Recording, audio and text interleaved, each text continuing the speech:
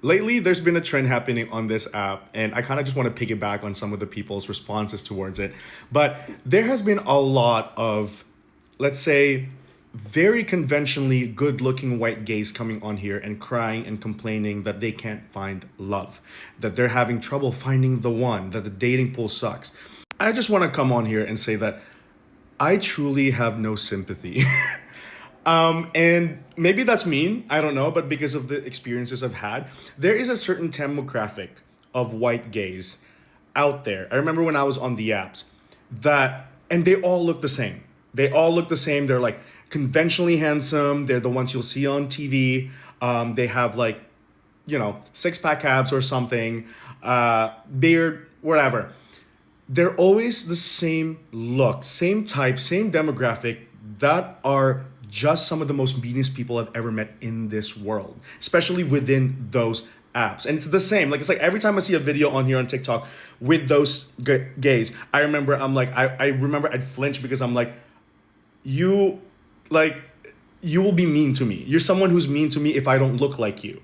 If no one remotely looks like you, they get violently mean. One case that I'm talking about, let's say there was this one guy, we both didn't have photos when I was in Grindr. And I remember he hit me up and then I was like, hey, how's it going, big guy?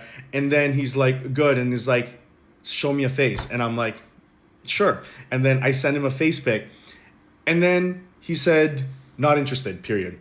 It should have ended with that. I even said, I remember I said, happy hunting with this emoji face.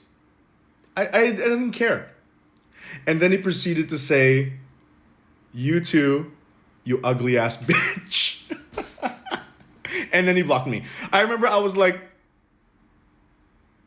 actually just like, oh, happy hunting. Like literally like, good luck. I remember that. And that's just one instance. There's so many. There's so many. And guess who has never given me that kind of violence within the apps? People that don't look like them.